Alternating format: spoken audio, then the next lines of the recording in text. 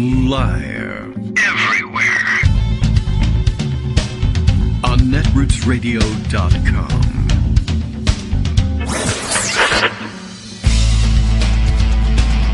David Waldman. Kagro. In the morning. Now, here's David Waldman.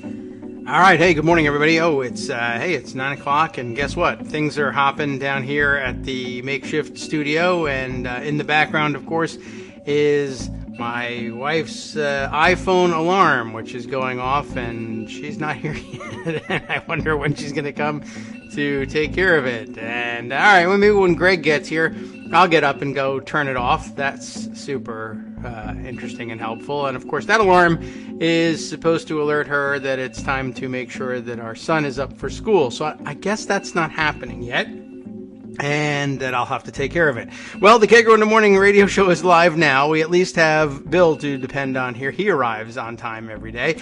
And what's up for today? Well, Kagro X, me, David Waldman, recaps day one of the impeachment trial. Spoiler alert.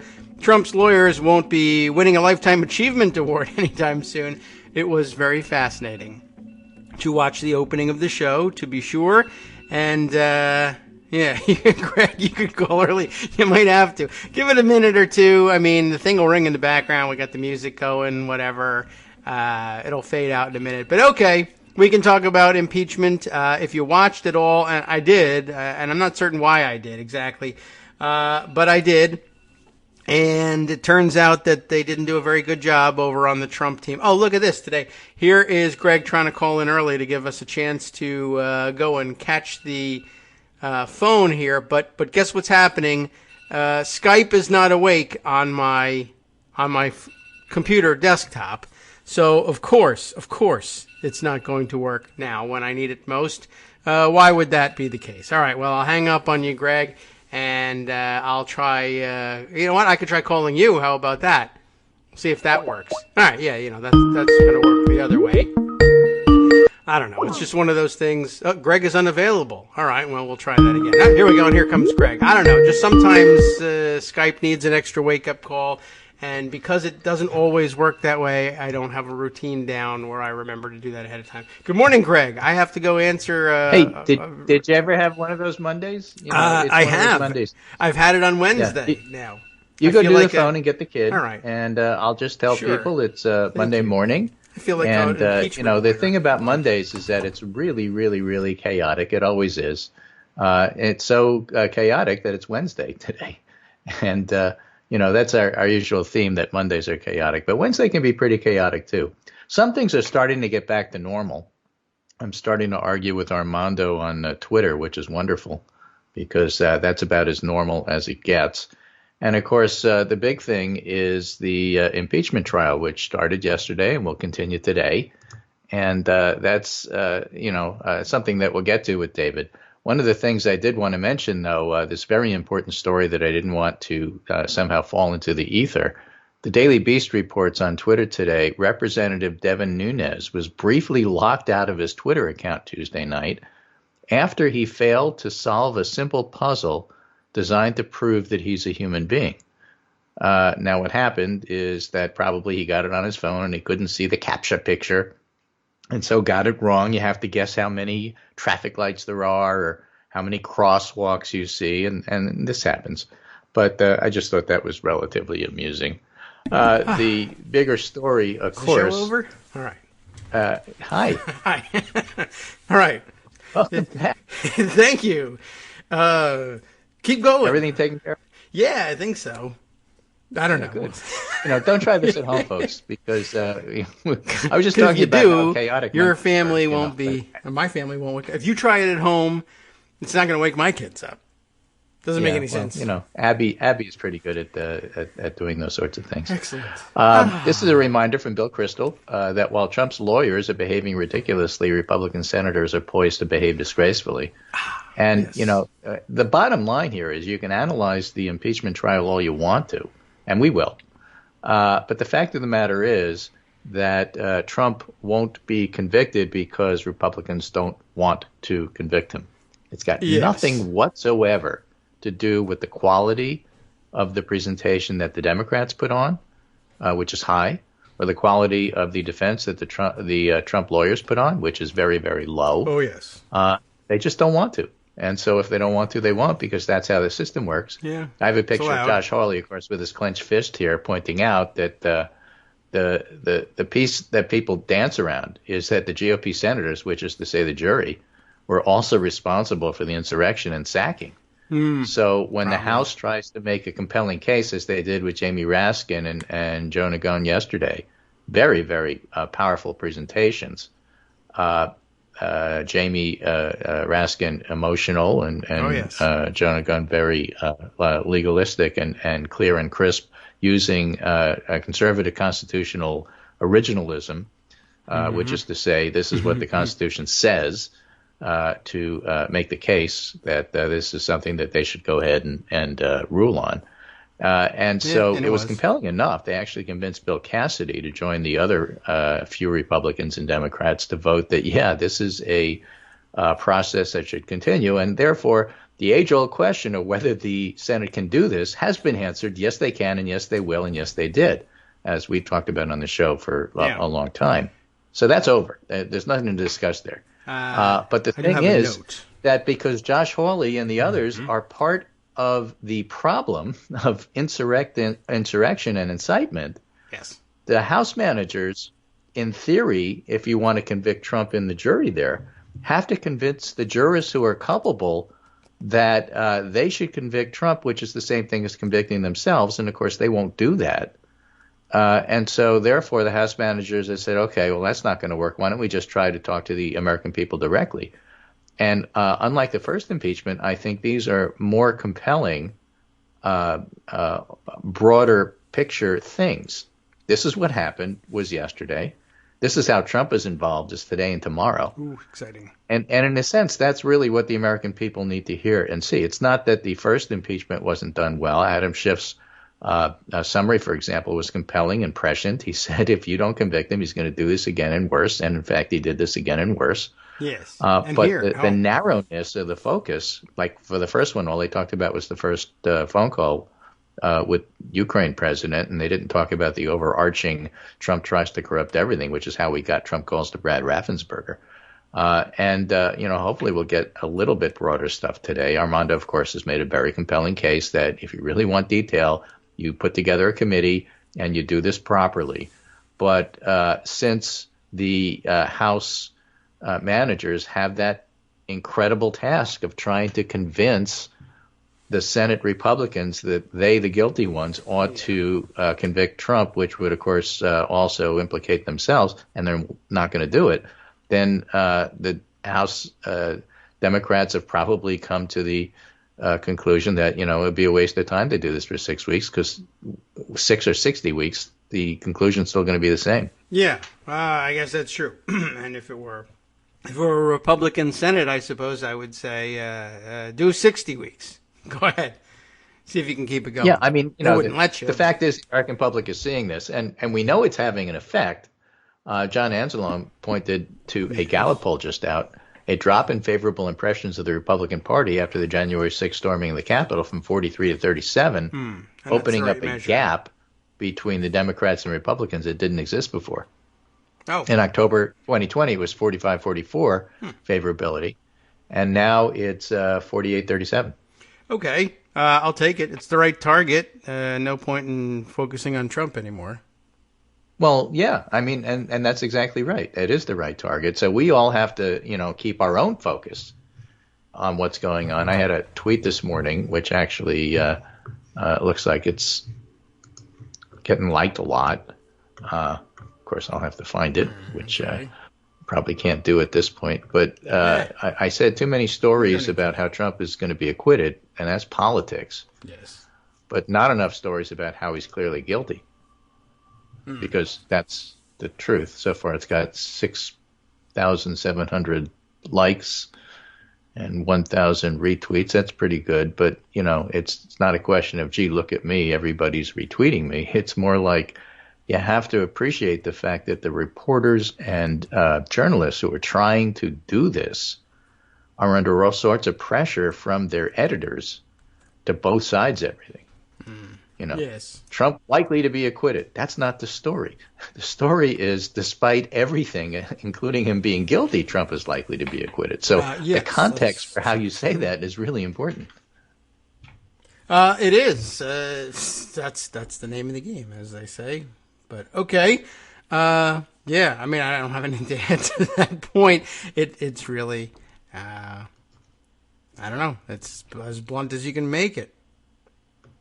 Now, my pundit roundup today actually didn't have much about impeachment, other than some pithy comments from the pundits themselves. John Harwood, for example, says, "Don't forget, since most GOP senators either actively fostered or quietly acquiesced in Trump's lies about the election, a vote to acquit him is also a vote to acquit themselves." Yes. And they feel terrible about it, and they can't really handle the emotional trauma They can't handle of reliving January 6th, so most of them aren't watching. I mean, there was all these reports about Rand Paul doodling and Marco Rubio looking at his shoes when Jamie Raskin was playing that 13-minute summary tape of what happened. They didn't even want to watch it.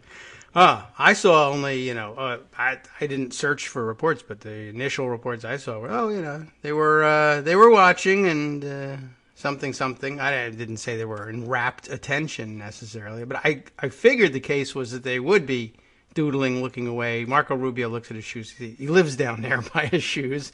There's nothing else to look at where he is. But I was surprised to hear that people were paying attention. Yeah, given what a lowlife he is, there's not that far to look. Right. Yeah, right. He's almost at eye level with his shoes at all times. Kind of where I am. This is where I spend my days.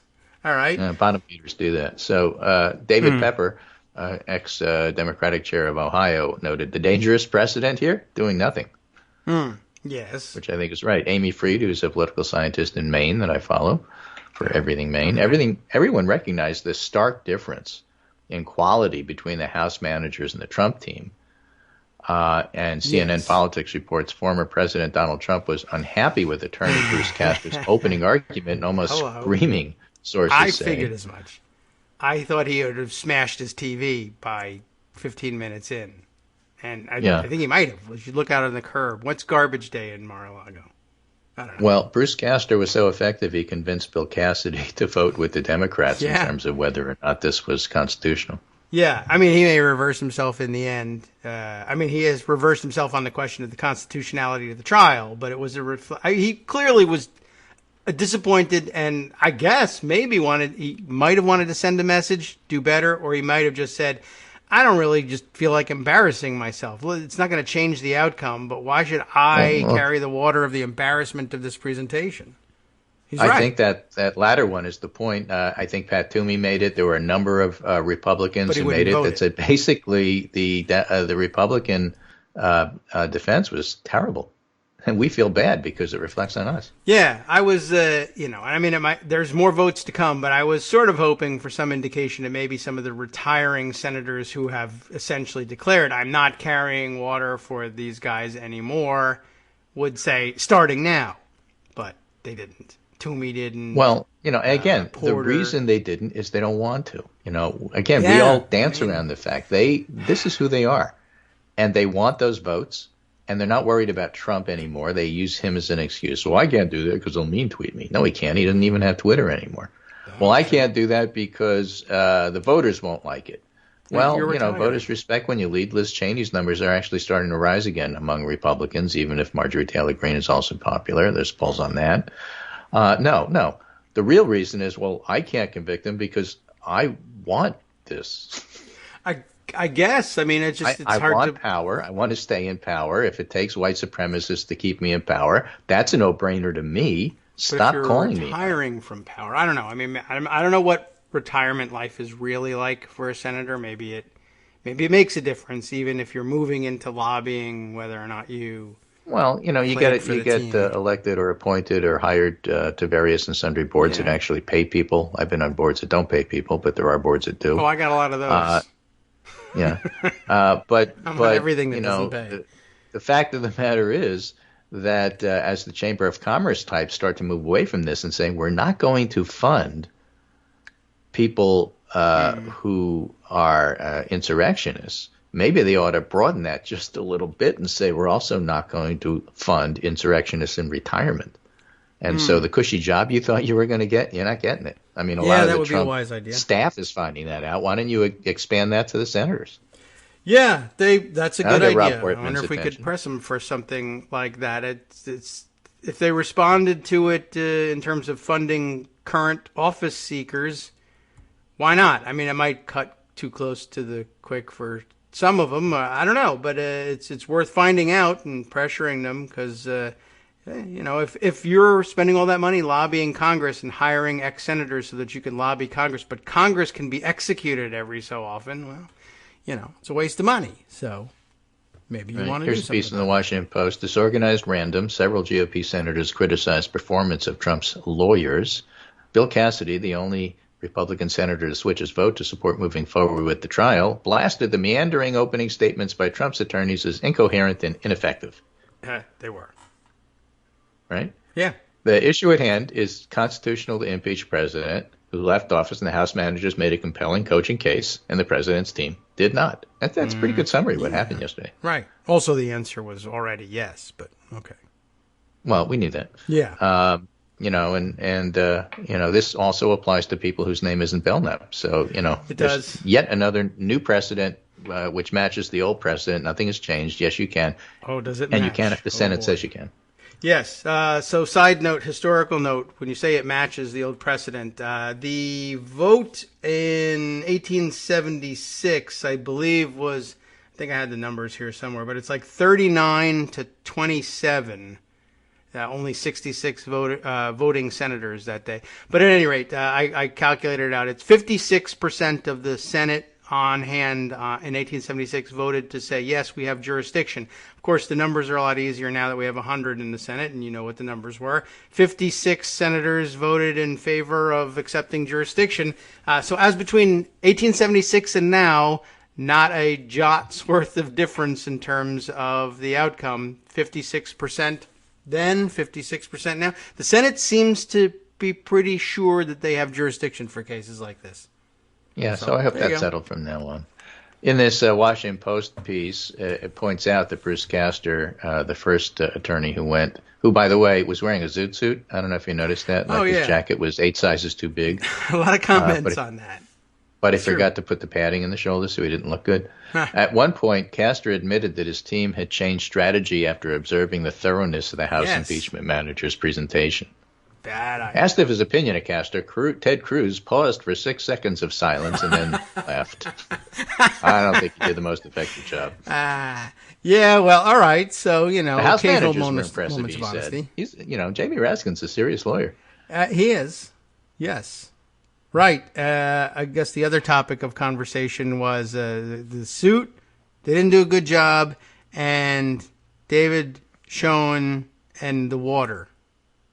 The water drink. Well, it was a two-suit indictment, right? The suit didn't fit and the suit wasn't defended. Right. So, not very good. In fact, John Cornyn said Castor's performance was not one of the finest I've seen. No. Jonathan Tamari from the Philadelphia Inquirer, since Castor's a local boy, said it was a big day for Bruce Castor leading off Trump's impeachment. How'd it go? So badly, one Republican changed his vote in favor of the Democrats. Yes. So that's how Philadelphia Inquirer is handling it. Yeah. It was something to behold. Right. And watching Did you watch? it on Twitter. You don't always watch these things. You know what? I probably wouldn't have because, things that are predetermined outcomes, whatever. But this is a historic occasion, so I watched a bit. And what channel? I watched it on C-SPAN over on the computer. So C-SPAN, I guess. So no commentary, which I appreciate sometimes. Yeah, but there wasn't commentary from any of the networks. Okay. That's good. The point I'm getting at is that I watched MSNBC Ratings? for a tiny little bit, but their sound quality was awful, so I switched to CNN and then over to NBC because all the networks were broadcasting the opening, and when they played the 13-minute video, it was uncensored on the regular channels. Oh, yes. Oh, right. Yeah. Well, it was just quite a thing to see it on C-SPAN, although I guess they don't censor anything, but that was, it was very interesting to hear on stuffy, dignified C-SPAN. But I didn't even think about the public or the commercial channels. Yeah. Right. So all the Hey. commercial channels didn't bleep out all the F-bombs, and that made it that much more powerful. And it was, it was an incredible video to watch. I posted it on the Daily Correspondent Roundup this morning in case anybody hasn't seen it. It's a trigger warning. I mean, it's pretty powerful. It's pretty graphic. And one of the reporters was talking about how it was dredging up memories. In fact, Casey Hunt said it was really painful to watch and just reminded everybody, as will the next 2 days, of what happened. We were here. We know what happened. Getting to my point that we know he's guilty. You can't hide it, even though you'd like to. That's not going to fly. But I have to point out, it brings up other memories, too. I watched that video, and I saw them attack the cop, and, Newtown flashed in front of my eyes because, every time you have a trauma situation where, it brings up memories, this sort of thing can trigger it. And I just mention that only because I want to make the point of how powerful that piece was. So the idea that the public, which is what this was aimed at, listening to all of those F-bombs and watching the video, if they did, I mean, it was sort of hard to miss. It was on everywhere. Yeah. And then the sanitized versions start getting played today. Oh. And that matches why that Gallup poll has the Republicans' numbers dropping. The idea that, none of this matters, it all matters. Trump lost the election. Georgia was won by the Democrats. And going forward, this is all seeping into the public. Well, that's good. I'm glad that it is. There was a little bit of commentary. Again, the way I watched was on C-SPAN on one screen and then Twitter on another, and watching people comment on it. So I got commentary, but it wasn't in the way of the audio.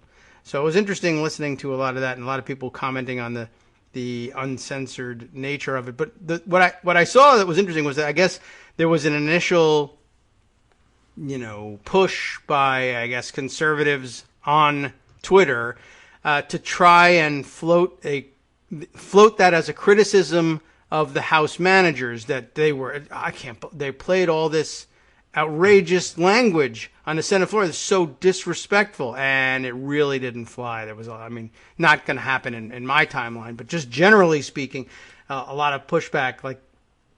So it wouldn't surprise me if a lot of people felt the same way watching at home and realizing, this criticism, one, it's ridiculous, but two, this is you and your team, and we're here. We have to play this because of you people. This is what happened here. And I guess you people are you people. Yeah. I mean, really, you people sitting here. That's what I found really compelling about the video was that it ends with the attackers in the Senate chamber rifling through those desks, saying, and look, they're looking at Republican senators' materials from out of their desks and saying, there's got to be something in here we can use against these MFers. And, Right. Now, Claire McCaskill was pointing out that what actually is in those desks are personal mementos. Yeah. You will often have things from constituents. Harry Reid probably had that ring that somebody at Netroots Nation gave him about various and sundry gay rights issues. I don't know if you remember that from years ago. But he used to carry it with him in order to do the don't ask, don't tell stuff. I mean, senators get these things. Representatives do as well.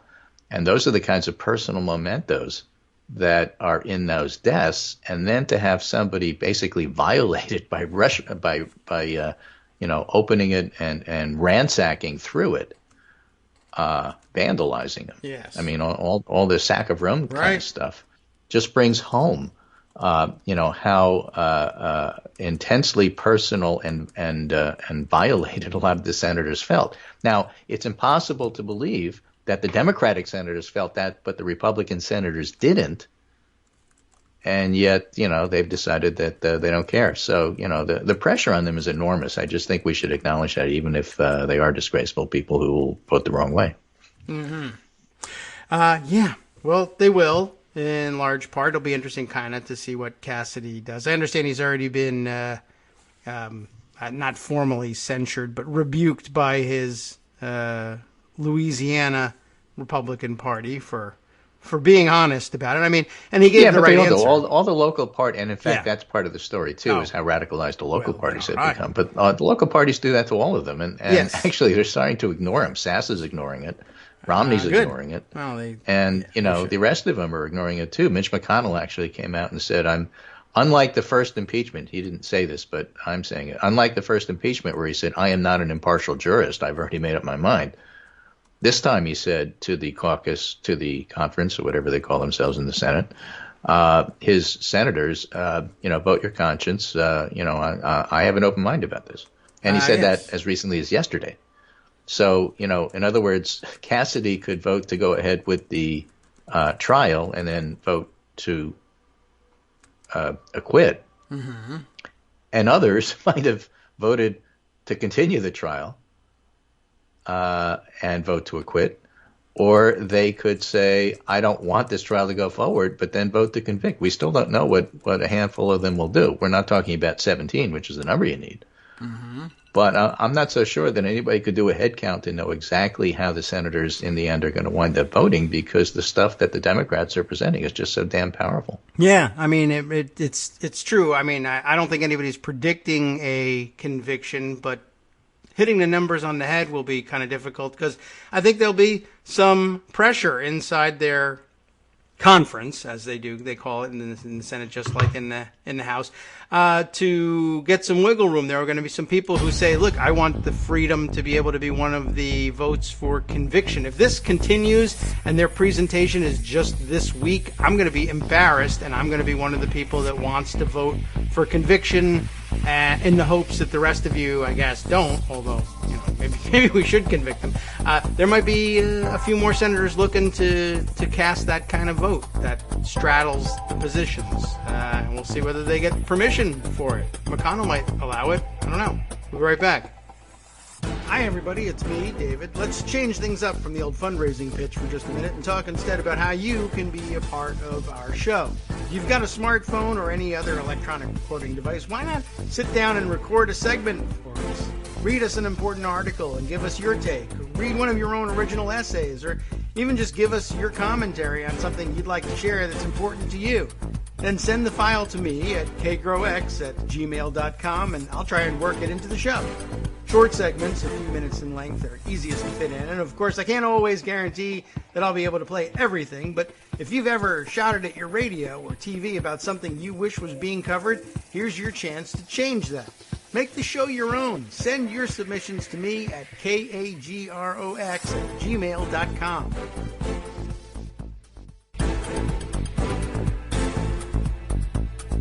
All right, welcome back now to the Kagro in the Morning Show here on Netroots Radio. William Belknap joins us for this next segment.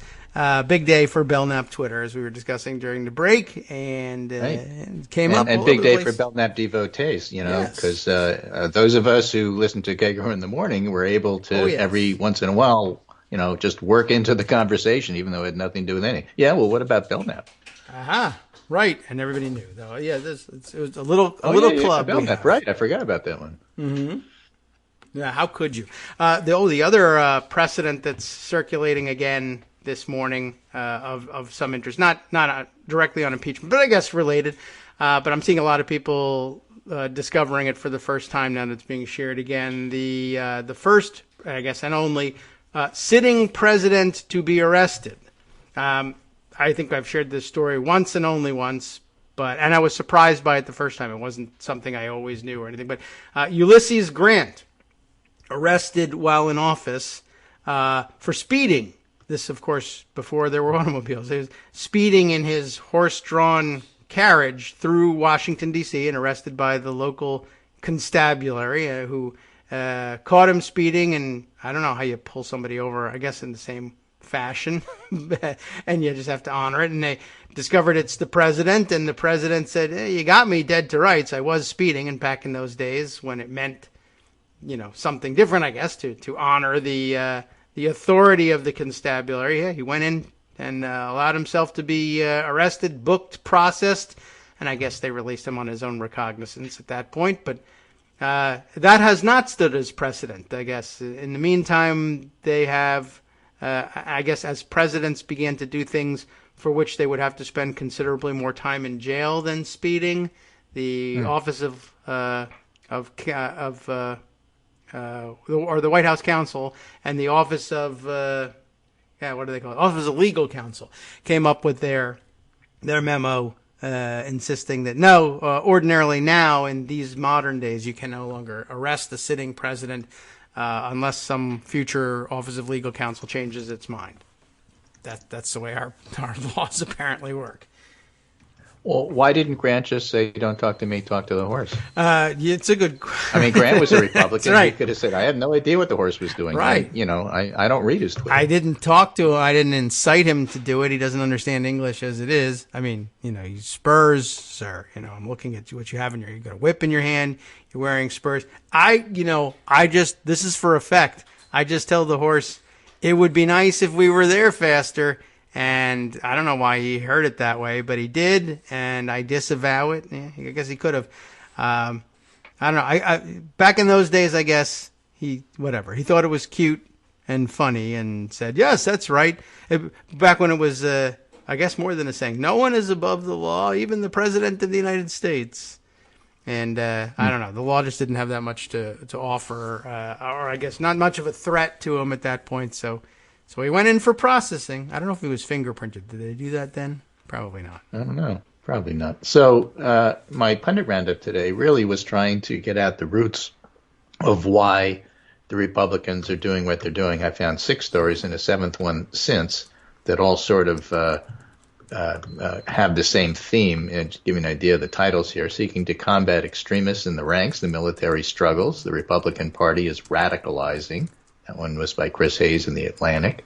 Its own domestic army, how the GOP allied itself with militias, a story about Michigan and, kidnapping governors. Analysis, a race war evident long before the Capitol siege. That's from the state and stodgy Associated Press. I thought that was pretty interesting. In America's uncivil war, Republicans are the aggressors. That's Perry Bacon in 538. And Trumpian conspiracy theories come from unresolved issues.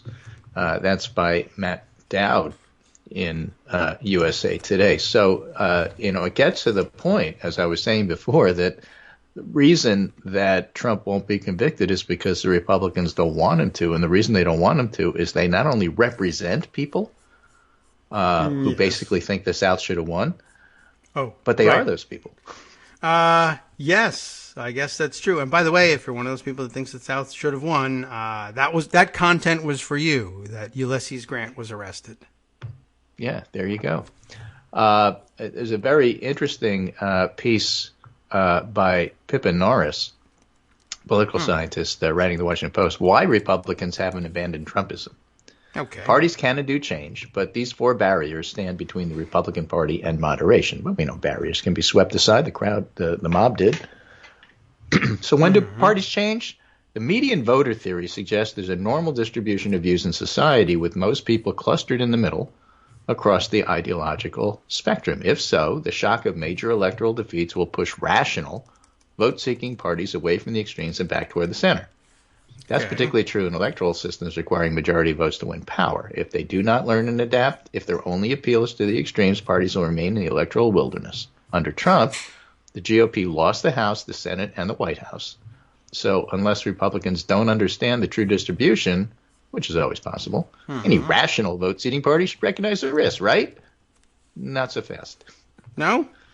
Party rebuilding typically takes a long time, a lagged process typically occurring after the shock of a series of major defeats. And 4 important barriers hinder GOP renewal, which is to say, hinder the GOP's ability to learn. Is our children learning, as Dan Quayle might say. Yes, he's still around. He could say it again. Barrier 1, the Republican Party has adopted authoritarian populist values. Yes. It's not just Trump and the top congressional leaders who embrace values like this. No. This mindset has penetrated the party nationwide. In December, the Electoral Integrity Project asked 789 experts to estimate the ideological position of U.S. state parties, mind you. We were talking about this. Look at Michigan. As you can see in the figure below, some state Republican parties, such as those in Vermont and Hawaii, continue to respect liberal democratic principles, but most, like those in Wisconsin and Nevada, have abandoned them. the MAGA base similarly doubts basic democratic principles, such as the integrity of American elections. Even since Joe Biden's inauguration, 8 in 10 Republicans continue to endorse the big lie that the 2020 election was rigged and Biden's victory was illegitimate. So Republicans refuse to abandon their idea that they must have power above all. And so it must have been rigged, and obviously it was stolen. So they buy into the big lie because to admit otherwise would mean that they have to give up power, and they ain't going to do that. And we're not talking about the electeds. We're talking about the voters. Oh, all right. So that's barrier one. Barrier two, Republicans see diversity as a threat, not an opportunity. Yes. Barrier three, institutional incentives, like gerrymandering, for example, in the House. I see. A bigger issue in the House and the Senate, obviously. Yeah. And barrier four, party cultures are slow to change. Okay. The party's unwillingness to abandon Trumpism is reinforced by institutional inertia. Parties can and do learn they can move closer to the median voter, but congressional Republicans haven't suffered the shock of landslide defeats. Rather, the party's gained House seats insulated by gerrymandering. So they could go back to Mitt Romney, Susan Collins, Lisa Murkowski Republicanism, and a minority in the party seeks to do so, but fearing the dedicated MAGA base's wrath and hoping that new restrictions on voting rights will help win seats in the 2020 midterms, the Trumpist wing has an incentive to block party renewal. So basically their plan is to try to restrict everybody from voting except them. We see that happening statewide. And it's going to be an interesting struggle between now and then as some states get to do it. Georgia's certainly trying. Some states don't get to do it. In Georgia, for example, the more they push on that, the more it is impetus to elect Stacey Abrams as governor. I mean, that's her whole thing, right? So you can't say, oh, it's all made up. No, actually, you're doing it. We're watching you doing it. That's why this election is so important, and et cetera. So, it'll be very interesting to see how that plays out. Not every state is Georgia. Not every state has the minority population to back the voting rights push. And so places, for example, like Tennessee, not going to see it there, or Kentucky. Right. True. Not likely. Okay. I'm noting for the record here the Armando continuing to bark after Jonathan Turley here. And because he is KITM educated, he knew offhand. Turley was just drawing parallels between Belknap's precedent and the vote yesterday, saying that there is the remarkable consistency there, but getting the story slightly wrong, saying it's the same 5 or 6 vote margin between the two, but it's not. It was, the vote margin was twice as large in 1876. It just came out percentage-wise the same. But I don't know. So as Armando says here, even when he's trying to make a point that's correct, he can't stop lying. But maybe he just slipped up and forgot that there weren't 100 senators in 1876. But I don't know. Right. A professor should be able to do that. The headline of Matthew Dowd's piece is Trumpian conspiracy theories come from unresolved issues of the Civil War. So I guess he's on the same theme as I am, that, this is the people who are the people who thought that the South should have won. Yes. You can argue with that? How do you argue with that? I don't know. The fundamentals you can't. are You got to not have sound. fundamental differences. Right. Yes. That. All right. Well, I guess that prediction that the South would win just feels like the McCain thing. The fundamentals are sound. They have less army and money, but they should probably win. Nah. Yeah. Well, if they can only get France on their side, but some difficulties with that. So, going back and trying to combat extremism by looking at the military and police, and that's what the funding the police really means. De-radicalize the police is maybe a better way to go. Well, that's good. That's a good idea. You know what? I kind of like that. Sarah Longwell writes in The Bulwark, hold them all accountable. The people who stormed the Capitol are facing the music. It's up to us to make sure that the people who incited them do as well. And who are the people who incited them? Republican senators. Oh, by the way, also Donald Trump, whose trial is now. Oh, yes. So it would be a great time to discuss that. Yeah. So that's basically the story. That's what happened between the last time I saw you and now. And I'm sure we'll have a whole lot more for tomorrow. Yeah. But it'll be interesting to see how the impeachment thing goes today. I'll watch a little bit of it. It's very frustrating watching Republicans who, the old Upton Sinclair line. It's very difficult to convince a man of something when his salary depends upon not understanding it. And that's where we're at. Mm-hmm. Yeah. All right. Well, where else could you possibly leave it at this point? I'll be interested to see what they present today. Interested to see, I know Chuck Schumer promised, I guess you could call it, that there was new evidence that they were going to bring to light, but wouldn't hint at what it was. Obviously, you would want to keep the element of surprise. And I don't know whether that's something that we'll see today. The new evidence has to do with what Trump knew and when he knew it. Okay. Well, that may be it then. Then we haven't seen that yet. Because I thought some of the way that things were presented yesterday was new in a way. None of the video was new evidence per se, I don't think. Although to a lot of Americans watching at home, it really might have been. We forget with the how side, it was a people timeline. really are. So with the side by side, what Trump was doing, and then this was what was happening while Trump was doing it, and then afterwards Trump did the "I love you" tweet. Yes, that was pretty compelling. Yeah, I would have, by the way, spliced in 1 second of unconscious. What do they call that? The video when you splice in a frame or two. Subliminal advertising they used to use, right? Okay, so I would have maybe, if you're going to do a timeline side by side of storming the Capitol versus what Trump is doing, and there's a video element to it, just put in one frame of George W. Bush reading the Hungry Caterpillar, just for the hell of it. No, I wouldn't have done that. I would have done, just a little splicing in of H.P. Lovecraft and Cthulhu pictures, right? I guess you could try. You could just you get an idea of the chaos and where this is all coming from. Right. True. Yeah. I guess really. Actually, I mean, honestly, Trump, Cthulhu. Then I think it would get the message. While it's true that there should be some comparison of sorts, and you should remind them about what George W. Bush did. It's not the same case.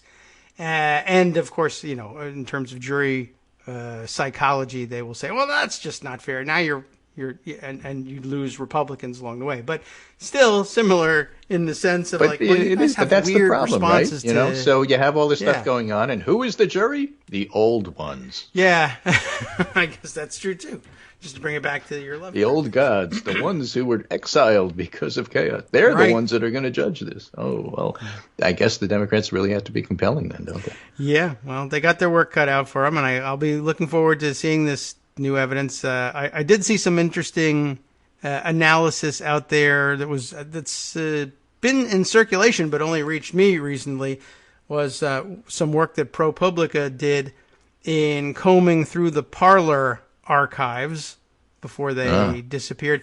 And they compiled a fairly lengthy report, and then others combed through it and really narrowed it down even further.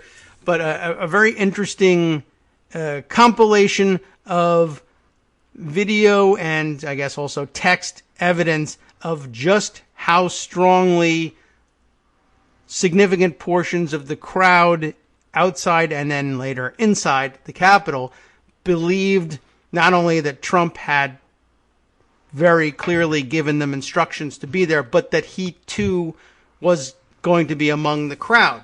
And in particular, lots of video of people way outside the Capitol. Every time police caravans were arriving, they were sure that was Trump's motorcade arriving for him to make his triumphant entrance into the House chamber and address and dress down the joint session of Congress and declare himself president again. Apparently this was a major undercurrent of what was expected among the people who were there that day, and I would love to see some of that make its way into evidence as well. And I don't know, I'm prepared to be disappointed, but the prosecution, the House managers do appear to have spent some time combing through video. I mean, to compile what they compiled yesterday, they had to have done that. I'm hopeful that they have access to some of this too, since that's really crucial to establishing the link between what happened and Donald Trump's responsibility for it. Because there will still be Republicans, obviously, in the Senate. They've already made up their mind for various reasons, but they will lean publicly on, yes, but Donald Trump never said smash windows, go in there, kill Mike Pence. Yes, and Donald Trump used the word peacefully somewhere in the middle of all of this. Right. And therefore, that obviates everything and is obviously exculpatory. Yes. Well, yeah, I mean, if you take things out of context and you try to, cherry pick a single word, then I suppose you can use the word peaceful and say he's innocent and therefore you all can suck eggs. But, that's just playing with the facts. Well, that's his imagination of what a mobster boss's phone call is like. That it's all winks and nods, and as long as I say peaceful, you understand that I mean kill him. And if I say take care of the problem or do us a favor, that doesn't mean get my lunch and make sure it's in my briefcase this morning or whatever. It's do us the favor is do us a favor and make him peaceful. You know what I'm saying here? Right, exactly. All I said was the guy should take a nap and maybe with fish. Or go for a swim, Yeah, right. What are you talking about? What are you talking? What are you talking here? Right. So, whatever. I mean, they need to maybe bring that up. But I thought it was pretty interesting. I didn't get a chance to comb through it because I only found it early this morning. But what I saw, the few clips I managed to watch, was, if not convincing for a Republican senator, was certainly of some interest to me. Just the number of people who were like, yeah, Trump's, not only does Trump say he was going to come with us, and that was clear from the speech, and I'm sure that will come up, but the number of people who really thought this is him arriving. And Alex Jones, actually, there. And before, I guess he skipped out on everything once they got to the Capitol. Once it really got crazy and there were people inside, Alex Jones bugged out, but he was looking for a way out, and there's video of him using his bullhorn and his giant bullhorn voice trying to clear a path because he was pretty sure Trump was coming, and everybody needed to move from the north side of the Capitol where they were down to the south side, because that's where Trump was going to make his entrance. I mean, they really believed he was on his way there, and that's significant. Anyway, so there it is. Okay. I think that's pretty good summary of where we're at, and we'll get more, and then we'll talk again tomorrow. Okay. But in the meantime, David has a whole another hour to go and lots of stuff to talk about.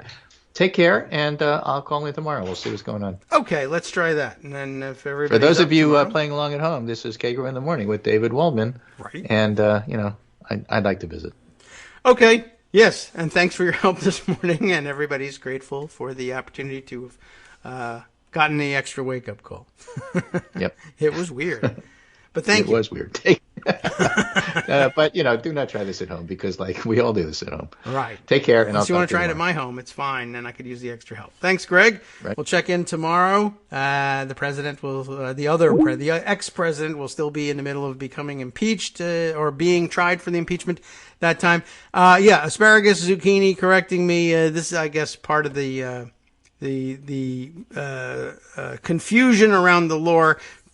Trump, or rather Bush, at the phase during which he was photographed acting befuddled and reading the book, by that point had moved on to The Pet Goat. The Very Hungry Caterpillar, I think, was also on the agenda for that day, and may have been a book that he got through without difficulty, because, it was at his reading level, but before finding out that there had been the 9/11 attacks. And I think the vacant stares, and again, I guess to be as fair as you can be to George W. Bush, I think I would be staring vacantly there too, although I might also have said, I'm sorry, kids, I got some presidenting to do, and I got to get out of here. But, it's a balancing act between panicking people and doing something, even though there's not really very much you can do at the moment, but you got to make a show of it because you're the president. But yeah, I believe the vacant stares while the time clock was running was when he had the pet goat in front of him, or my pet goat, or some kind of pet goat. Anyway, someone's pet goat was in the narrative here. So yes, there's that. Ricky says she was thinking that it was Spiro Agnew who came up with the formulation of you can't arrest the sitting president, but I don't think so. He was very interested in that as a precedent because he was kind of hoping you couldn't arrest a sitting vice president too, but they never did get around to that. But the legally well, or what passes for legal argument on that. There's nothing to it. There's no precedent. There's no court decisions on it. But what it is a Department of Justice guideline, essentially. Their own internal rules of conduct draws on the memos from the OLC, the Office of Legal Counsel, that came to the conclusion that you could not arrest a sitting president for various reasons, most of which generally make sense, though I found them to be inapplicable to the Donald Trump situation. It was largely about, interfering with the president's need to execute his constitutional duty and not to be distracted by the fight that would ensue to ensure his personal liberty, as any defendant would seek to defend, and take him away from his daily execution of his national security duties and other constitutional duties. But Donald Trump generally being ignorant of what those duties are, uninterested in performing them, or actively undermining the national security when he was acting as president. You had honestly, I think you could have made a solid argument that didn't apply. But yes, generally speaking, the authority that we've got on whether or not you can arrest a sitting president just comes down to that. Office of Legal Counsel, filled with usually fairly brilliant minds, and I don't know whether Trump managed to continue that tradition or whether he ended up managing, or I guess I should say, managed to pollute that tradition during his tenure, or whether they were, holdovers from earlier Republican administrations brought back. But they generally do tend to be, relatively high-level thinkers, and as a result, courts and other, operatives in the legal system do tend to they just tend to give them a tremendous amount of deference. It's just a well-respected office generally, and I can't say that it rises to the level that their memos are taken as gospel, and it's increasingly the case that their memos come under real scrutiny and are challenged aggressively, maybe because in later days the office has tended to be colored by partisan activity, but they generally try to couch things in rock-solid terms. But then there have been certainly a number of their memos that have been disavowed by later administrations, and on pretty firm ground too. And sometimes you find out, sometimes you know at the time, sometimes you only find out later that some of the people were bad actors. John Yoo, having I think spent a considerable amount of time there in the Office of Legal Counsel, and a lot of his conclusions were suspect and have been treated as such since then. Anyway, just sort of a backgrounder on what the hell is it, where did that idea come from, and how solid is it as precedent. This could absolutely be tested in court, and you could absolutely make an argument that even if you accepted the OLC's conclusions as binding, which you have no reason whatsoever to do, just traditionally it's done, it's come in the form of, look, this is the way the Department of Justice chooses to conduct itself, and Robert Mueller, I guess most famously, decided to abide by it because he was an institutionalist and had a history inside the Department of Justice and knew that it was still their practice not to indict sitting presidents. But you could certainly make the decision to override that or find, I guess the original authors of the OLC memo probably in many cases, in this case, would probably still be available for discussing whether or not it ought to be revised. And then it'll be a question, I guess, for a court. What sort of deference do you give an old OLC memo like this? And it's been reviewed and revised along the way and among across many different administrations. And I guess it might be an interesting question. What does a court do in terms of giving weight to an OLC opinion that's time has come and gone if it is later attacked by some of the same lawyers who drafted it in the first place? It would be very interesting. All right, let's see. A couple other things that Greg had sent along afterwards. I guess he's got some more notes here. Whose tweet is this? DFR Lab. Who is DFR Lab? It's the Atlantic Council's Digital Forensic Research Lab. Oh, interesting. Who sends this news, maybe not news to you, but the insurrectionist attack on the U.S. Capitol was not spontaneous, is their conclusion. Why are they saying this? The DFR Lab and Just Security are publishing the most comprehensive report to date on the Stop the Steal campaign, spanning from the 2016 primaries, good idea to start there, to the Capitol in 2021. That is comprehensive, and it sounds like a good idea. I'll agree with Greg and recommend it to you for reading. Sight unseen, I think. Just Security typically does a pretty good job with this, but I bet it's the sort of thing that we can't read through coherently on the air and get to everything else that we need to get to. It wouldn't be time poorly spent, I'm sure, but I'm questioning how effective a timeline reading might be on a radio show. But I'll take a look at it during the break. I do have something else from Just Security waiting in the wings, a couple of other more esoteric, I guess, approaches to the things that are happening today that might be useful as a setup to day 2 of impeachment 2. We'll be right back after a 1-minute break and see if we can't organize our thoughts and figure out how to go forward with this and see whether we can sneak something from this timeline in for your listening pleasure as well.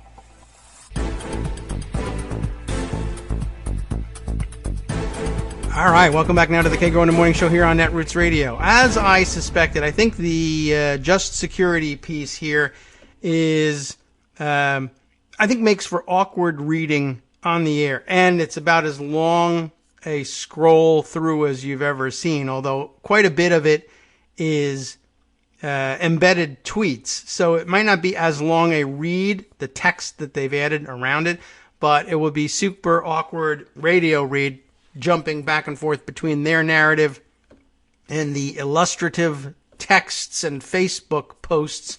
But I guess to give you a sense of where they're going with it, we could perhaps read their title and introductory paragraph here. It's hashtag Stop the Steal, we're talking about all the punctuation here. Stop the Steal, timeline of social media and extremist activities leading to 1/6 insurrection. And I'd like to suggest that we start adopting that 1/6 nomenclature too. I think it puts it on parallel footing with 9/11, where it belongs.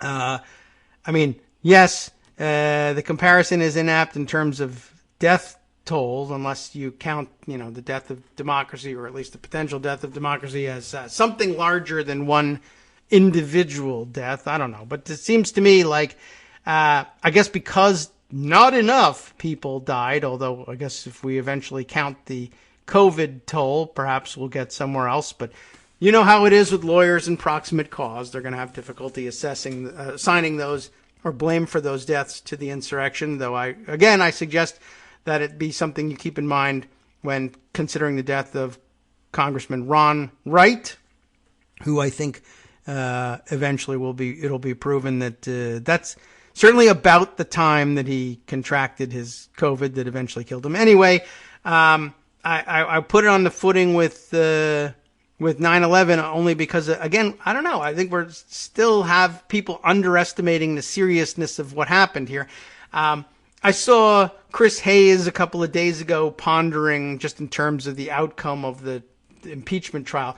Would it change any votes, do you think? I mean, he seriously... That was the point, was that he seriously didn't know whether it would change votes if the insurrectionist attackers had in fact found, cornered, captured, and hanged Mike Pence, as they said they were interested in doing. And they, of course, they constructed a gallows outside. I I don't know. A lot of people were saying, this is pretty serious. It looked sort of like a makeshift piece of junk to me, and I'm not certain that it would have held anybody's body weight, but it was a gallows, and more than just a symbolic one. It wasn't made out of paper towel rolls, They certainly appeared to want to give the impression that the thing would hold a body. We just didn't know whose at the time. Now it turns out to be Mike Pence, plus anybody else that they could possibly catch. But, yeah. Look at this. Someone's circulating a New Yorker-style cartoon of a stylized caricature, as they would say, perhaps of a bank robber. It's a person wearing one of those masks that only covers their eyes. Not effective against COVID-19, by the way. Carrying out bags that have marked with dollar signs. This is a very antiquated view of bank robbery. But the cops outside watching him walk away saying, shoot, I guess it's too late to nab him since he already left the bank. And you know what that's all about. I guess I scrolled away. There it is again. Okay, I'll put it aside and be able to share it with you in the roundup. But I think you get the idea. Anyway, yes. So I think thinking of 1/6 on a parallel with 9/11, just in terms of the seriousness, I don't know if it would have, as Chris Hayes didn't know, whether it would change the minds of senators who are self-interestedly bound and determined to sweep this whole thing under the rug.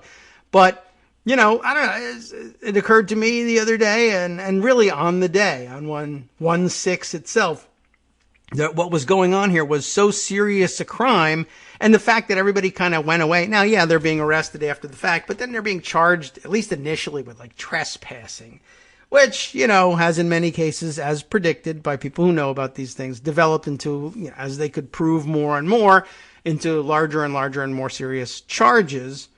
But yeah, I mean, it should be completely beyond question that no, you cannot storm the Capitol, and the most serious consequences possible will come to be visited upon you for it. I mean, there are plenty of people in the audience who are opposed in all cases to the death penalty, but you should expect, in a different time, certainly, and in any other country, you should expect to die for that crime. That should be so. It's not done not because it's we're violating norms by doing this, but because you will probably die if you try to smash your way into the Capitol. And I guess probably a lot of people thought originally that Capitol Police would shoot you if you did that. And at least in one case it was true, but boy, are they, I guess, patient and forbearing over at the Capitol. And I guess probably also because they, in their own minds, the Capitol Police officers probably believe, well, but will they really grab somebody and try to kill them? I don't know. They said they were gonna, and they got pretty close. And at one point you had to shoot them when you thought, well, I'm running out of time and space to gamble on whether or not I really believe them. Because if I gamble and I'm wrong, members of Congress will be killed. And so in this case, all right, I think I have to shoot somebody. And to that point, when they did shoot that person, that was kind of the end of the effort to get through those doors. They didn't try to jump through and overwhelm the shooter and tear him apart. And they didn't instantly dissipate either, but that's hard to do given how they were packed into this hallway. But that was the end of the effort to get through that door. But really, I mean, the idea to me of going on trial, the idea that the Trump and major supporters and organizers of this thing, find me another country, and perhaps at any other time in history, where you go on trial following a failed coup and you don't end up dead at the end. Not only is this guy not going to end up dead, he's not even going to get convicted. And the most serious punishment he appears to have faced in all of this is losing his Twitter account.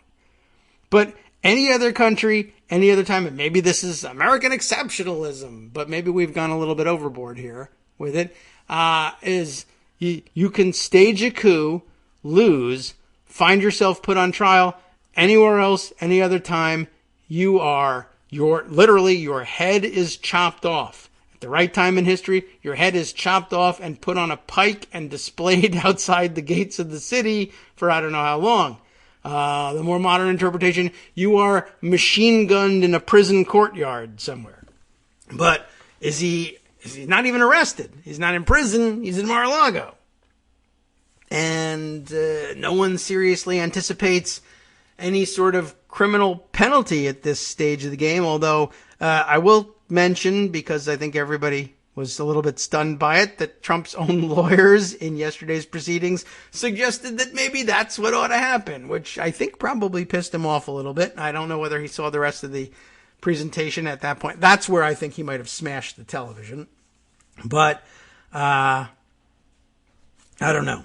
I don't know what to tell you.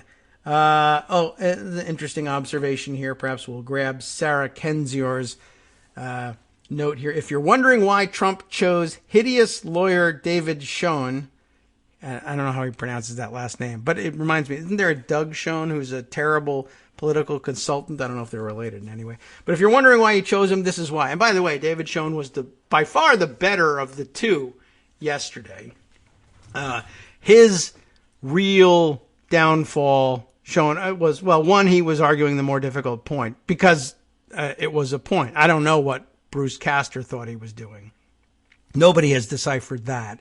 But David Schoen was the one attempting to make a serious point about the appropriateness of impeachment as a punishment, which led him eventually to say, the punishment you're thinking of is arresting Donald Trump and putting him on criminal trial, and maybe you should do that. And I assume that means he's not planning on being Trump's criminal defense lawyer, or, sometimes maybe it is true that he is planning on that as well. I'll offer a different argument at that point. And that's not infrequently done. Sort of a pleading in the alternative, asserting two different theories, and whichever one fits for you, even on the same jury. Some jurors will be convinced by this, some jurors will be convinced by that. They aren't internally consistent arguments. They cut against one another, but logically you will probably, if you are considering argument A, you'll probably be, convinced that argument B doesn't make any sense anyway, and so you'll sort that all out in your own mind. So yeah, in the civil context, in the congressional impeachment trial context, you can argue, this isn't really the place we ought to be doing this. You ought to be trying him criminally because he's out of office and we believe that it's unconstitutional for you to proceed with this.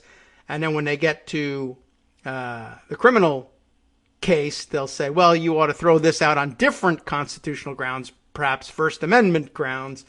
He had the right to say this. This wasn't inciting language, et cetera, et cetera. So, he could be the same guy. But let's see. What does Sarah Kendzior think? If you're wondering why he chose Schoen, this is why. I don't know where this is from, but it's a screen grab here. Oh, yes, we've seen this, or perhaps you have as well. I don't think we've discussed it on the air. Schoen has worked with accused rapists, capital murderers, and international narcotics dealers, which, see if this gets any better, because initially I'd say, but lawyers do that. You know how we are here. Everybody deserves a defense, et cetera, et cetera. You're not supposed to, it doesn't make any particular sense to hold it against Donald Trump that one of his lawyers has once defended a rapist, unless the idea here is, that's all I do. I only defend people who I consider to be likely guilty of rape, even if that's not what I'm defending them for. And so therefore I am willing to defend Donald Trump because I believe he's a rapist too. That would be a weird thing, but I don't think that's what they're accusing him of. Schoen has worked with accused rapists, capital murderers, and international narcotics dealers. I represented all sorts of reputed mobster figures. This is a quote here. Alleged head of Russian mafia in this country, Israeli mafia, and 2 Italian bosses, as well as a guy the government claimed was the biggest mafioso in the world, unquote. Okay. Well, in that case, I know where Sarah Kendzior, I think, would like to go with this, but from the perspective of a defendant, if I'm a, international mobster, or maybe a rapist, or both, I guess I would say, what's his record? Because if those guys aren't going to jail, then that's the guy I want. And you would be perfectly entitled to choose that, and you'd be right to do so. So I don't know. Sarah may have missed the mark on that one. I mean, facts might be right, but I just don't know what they mean. Okay, I'm too high-minded. Anyway, back to the just security piece. Stop the steal, the timeline of social media and extremist activities leading to 1/6 insurrection. I'll just talk about the introduction here before things get weird with the embedded tweets. The insurrectionist attack on the U.S. Capitol on January 6th was not spontaneous. I think we've all reached that conclusion. The assault that unfolded as Congress convened a joint session to certify the victory of Joe Biden in the 2020 election was the direct result of a months-long effort, and I think really years-long effort, rooted in disinformation, promoted by President Donald Trump, coordinated by some of his most fervent conspiratorial supporters, and incorporating a wide range of supporting groups. The Atlantic Council's Digital Forensic Research Lab. I don't know what it is, but it sounds interesting. Can you give my son a summer internship? Can we work on that? They've constructed a timeline of key events, both online and offline, centered on the coordination of stop the steal efforts that escalated to violence and threatened the transition of power core to American democracy. Most of the material found in this report was posted in plain sight on social media platforms and online forums designed to convince more Americans of falsehoods about the 2020 elections. The Stop the Steal movement was far from monolithic, though, and included groups across the spectrum of radicalization, hyper-partisan pro-Trump activists and media outlets, the neo-fascist Proud Boys, a group with chapters committed to racism and the promotion of street violence, unlawful militias from around the country with a high degree of command and control, including the so-called Three Percenters movement, adherents to the collective delusion of QAnon, more about them later perhaps, individuals identifying with the Boogaloo Boys, a loosely organized anti-government group that has called for a second civil war, and ideological fellow travelers of the far right who wanted to witness something they believed would be spectacular. Missing from this, and I'll add it from my own observations, both from the writings of Peter Manso and Dave Newart, who also works in the similar space. The radical right religion element, the religious right element, what can we call it? Christian dominionists and others who were a very heavy presence and had a lot of influence on what was going on in the area. Do check out their writing on this. And I think Peter Manso has the hashtag going on it too. And what is the hashtag? So we can be sure to direct you to it. But was it like, what was it? Capital Insurrection Religion? I can't remember what it... Well, let's take a look. I'm sure really if you take a look at his timeline, you won't have to scroll very far to find it. And he is P.L. Manso, M-A-N-S-E-A-U.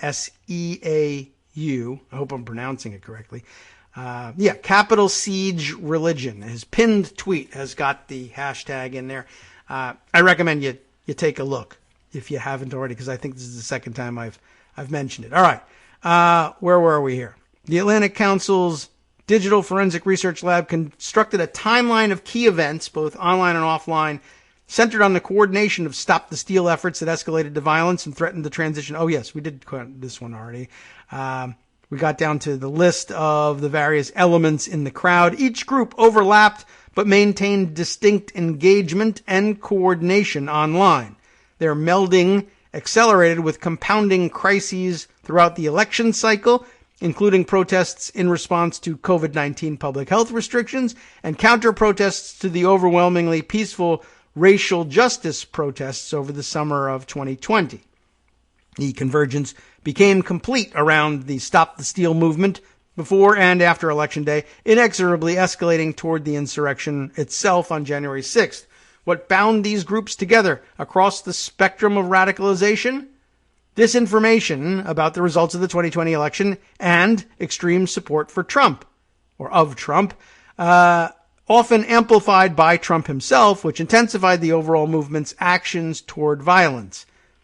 Though the movement was unsuccessful in its ultimate goal of maintaining Trump's power by explicitly anti-democratic means, though at least some of them still believe they have a chance at it on March 4th, it was successful in expanding the reach of election-related misinformation, as well as hardening many Americans already on the path to radicalization or dangerous adherence to outright conspiracy theories.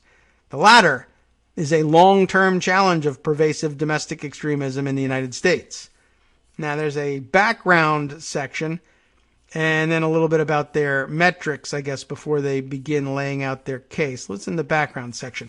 The phrase "stop the steal" was not introduced in 2020. In fact, it has been a hallmark of nearly every election throughout Trump's political career.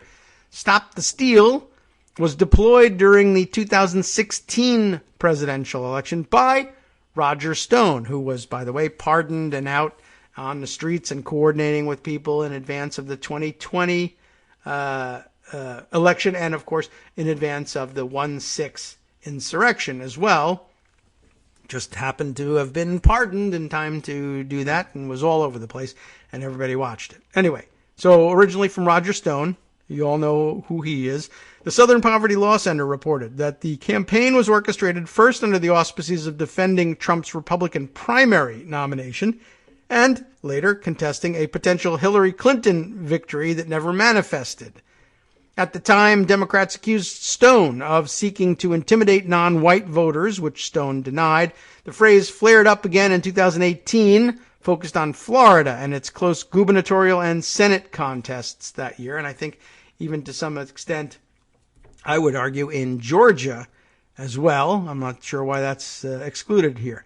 In 2020, associates and protégés of Stone, including several who assisted in prior Stop the Steal efforts, revamped the phrase to organize a nationwide protest movement that sought to pressure state and federal officials to overturn the results of the 2020 election. Like before, the movement was embraced and promoted by Trump himself and several prominent Republican leaders aligned with him. The following timeline begins at the first notable indication of a re-emerging Stop the Steal campaign ahead of the 2020 election, and includes significant milestones as groups across the spectrum of radicalization coalesced around the disinformation-driving movement. At all times, the movement was responsive as Trump engaged and promoted it. Put simply, the January 6th insurrection at the Capitol would likely have not occurred if not for Trump's explicit and tacit encouragement of the Stop the Steal movement. That will become important, or would become an important part of the presentations in the impeachment proceedings today, if they know about this, and they very well may. Much of the original, or rather the online material, directly related to the coordination of the Stop the Steal, has been removed from where it was originally posted, either deleted by the original authors or removed by social media platforms or platform providers. However, based on daily monitoring efforts since September, aggregate analysis of online trends across platforms, and content preserved on independently verifiable public archives, the following timeline of events should be taken as a comprehensive but not exhaustive timeline. This timeline is built on the tremendous work of researchers, journalists, and others who waded through harmful online material and safely preserved it. Very interesting. Next up section here on metrics, but I think we will leave it at this point and then say this is where you will have to pick up with the reading on your own. I'll certainly be looking at it today and then very quickly into the timeline, which begins, just for fun, in case you were wondering where it begins, September 7th, 2020, with far-right social media personality and One America News correspondent Jack Posobiec. I still don't know how to pronounce his name because thankfully I've never run into him anywhere where I've had his name pronounced, but you know who we're talking about. He's been mentioned on the show before. And he tweets, #StopTheSteal 2020 is coming. The 2020 is not part of the hashtag, by the way. But here, because it's separate from the hashtag, it seems like an indication of, or an acknowledgement of, the idea that this is an idea that they've used before being revived. And I think we all recall that Trump was accusing his primary opponents of having stolen their victories in the early primaries in 2016, and once he began to win them instead, they don't even mention here that it was redeployed in the, for commentary on the Democratic primary that was still going on, and that the only reason that Hillary Clinton was winning because that too was a steal and a rigged primary election, rigged against Bernie Sanders. Not so much. I don't really know whether the analysis ever got to the point, it might have offhand, where Trump became convinced that he would have had an easier time beating Bernie Sanders than Hillary Clinton. Sanders people obviously don't think so. Hillary Clinton people, some do think so, some don't care, but whatever. But it probably never got to that. It was just, I want chaos, and this is the only place left where there can be chaos. So let's create that chaos. Anyway, so September 7th, Jack Posobiec or whatever tweets hashtag stop the steal space 2020 version 2020 is coming. That's what he says. Posobiec has since deleted the tweet and all his other tweets mentioning stop the steal, but here it is preserved for all of us to see. Again, 7 September 2020. That same day, fringe conservative activist Ali Alexander, who previously went by the name Ali Akbar, for whatever reason, announces during a now deleted Periscope live broadcast that he is building the digital infrastructure for a 2020 Stop the Steal effort. Alexander explains he plans to construct a digital database of Trump supporters he could dispatch to ballot counting locations and state officials' offices if their physical presence is needed. And Ali Alexander, I think, at the moment is actually wanted by authorities for arrest and questioning, and has absented himself somehow, I think. That's what I gather from reading about this character on social media. Okay, let's see. Other things to mention, and I got a couple of things on tap for the last segment, but we're coming up against the break here, so I won't start just now. But I will mention that one of the fights I'm watching Armando have on Twitter at the moment, live and in real time, this was about an hour ago though, was responding to Senator Lankford, who, what is he, like Oklahoma, right? Lankford. Yep. And he was arguing, the tired old argument this morning, that you cannot disqualify someone from running for office, he says, until you first decide on removal. But it's impossible to remove someone from office when he is already gone. This impeachment trial is clearly unconstitutional. I just wanted to remind him, and I'll remind you, because this will come up again, that by his logic, there is no penalty of disqualification for future office.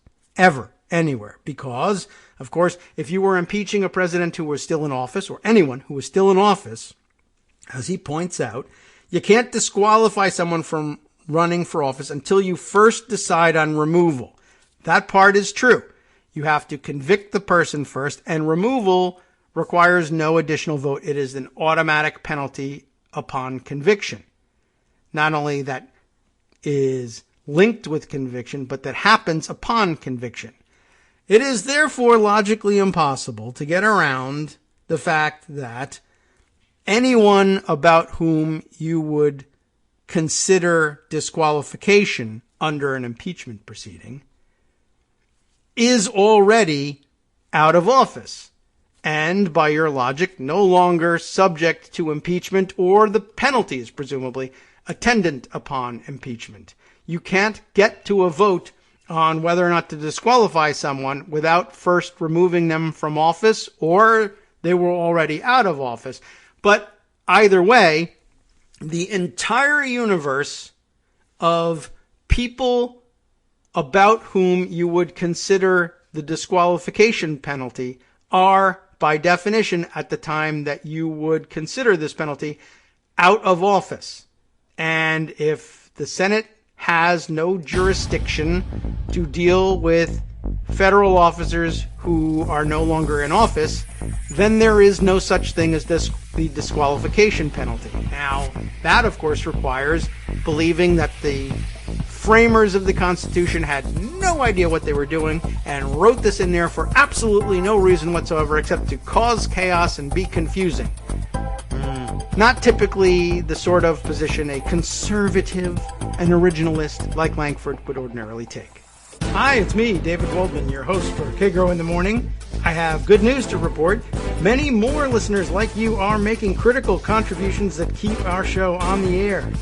Makes good sense, of course, and patreon.com, Patreon.com, makes it simple.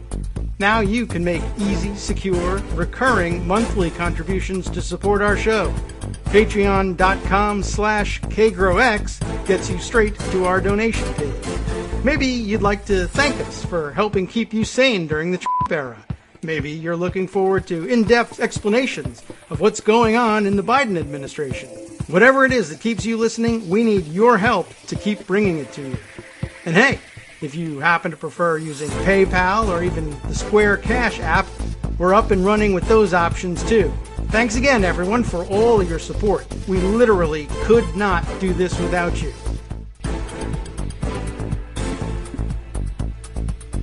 All right, welcome back now to the Kagro in the Morning Show here on Netroots Radio.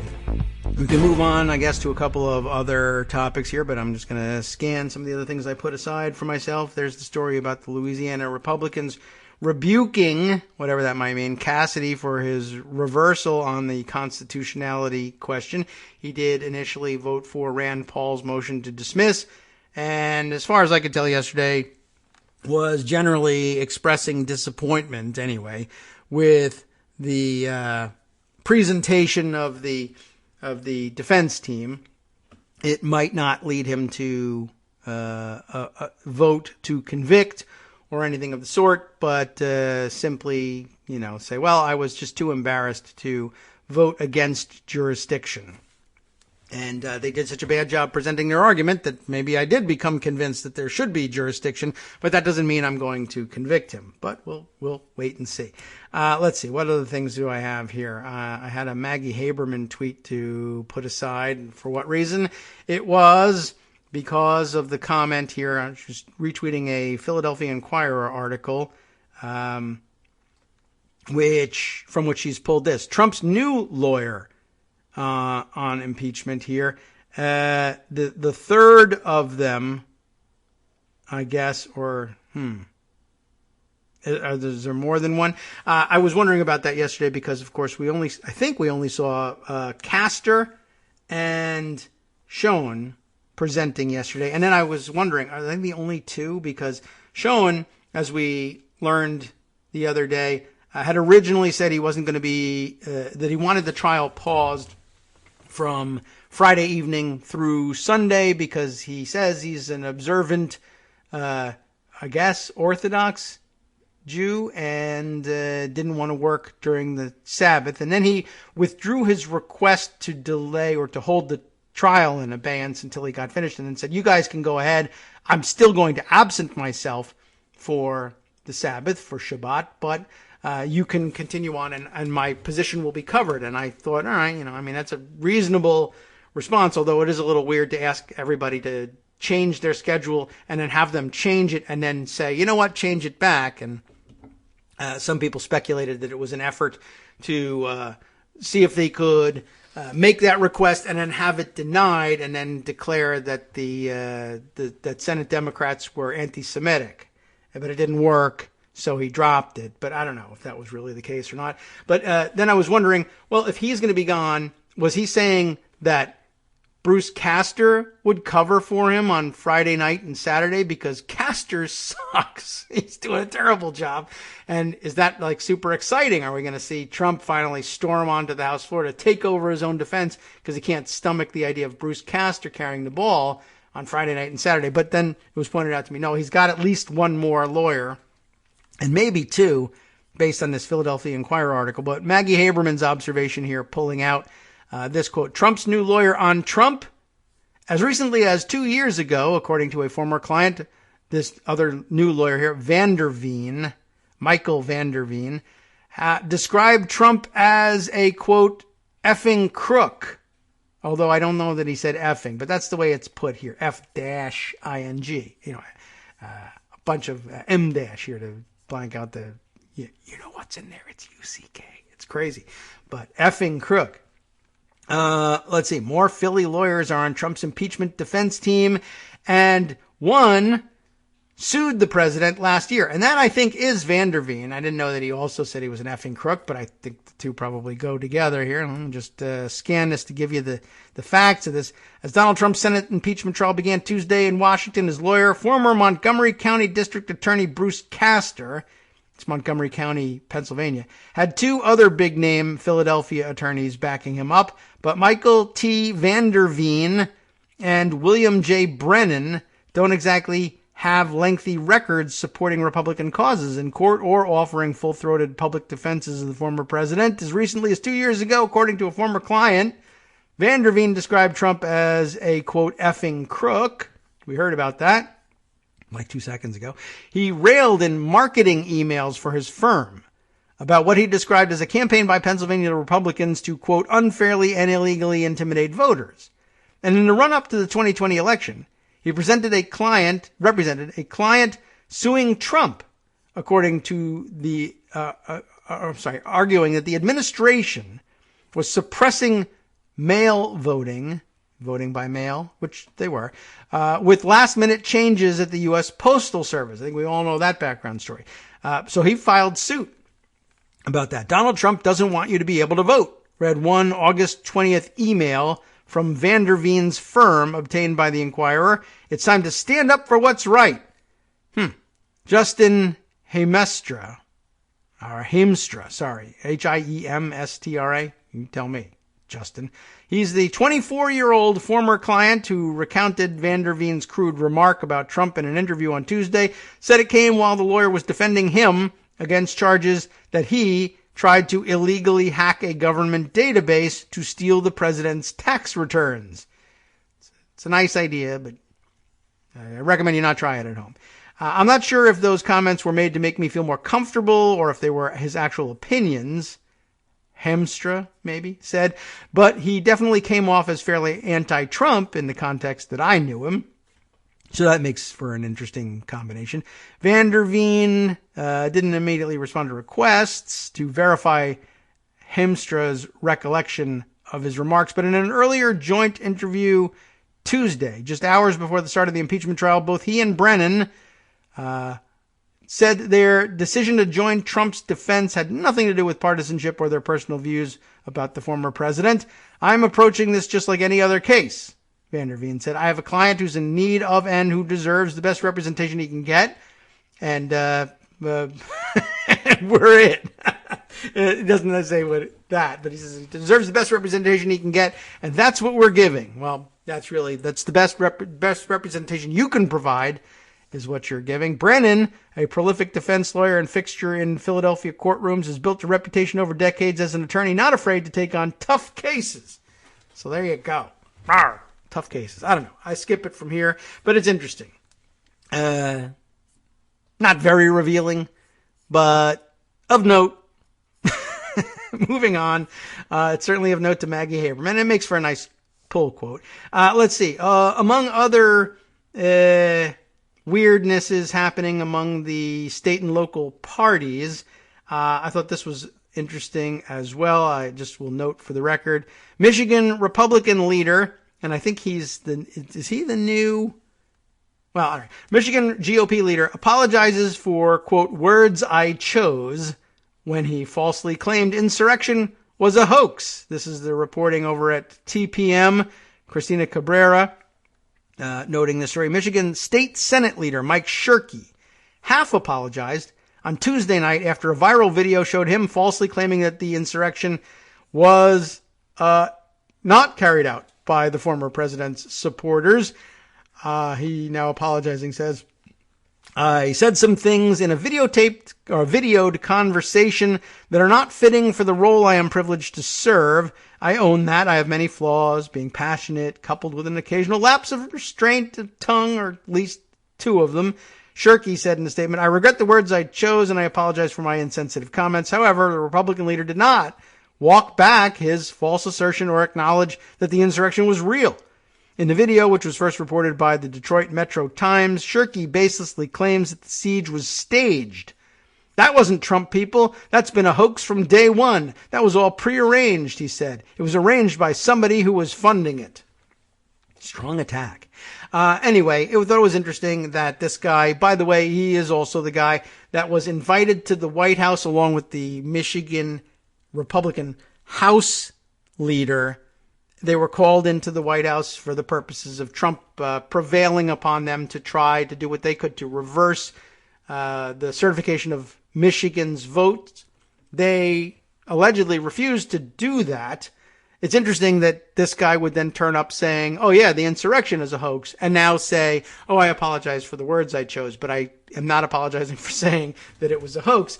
I don't know where this guy is on the map, but clearly not particularly trustworthy. But just so long as he is also not useful to Donald Trump in his hour of need, I guess that's a good thing. He's not a good person.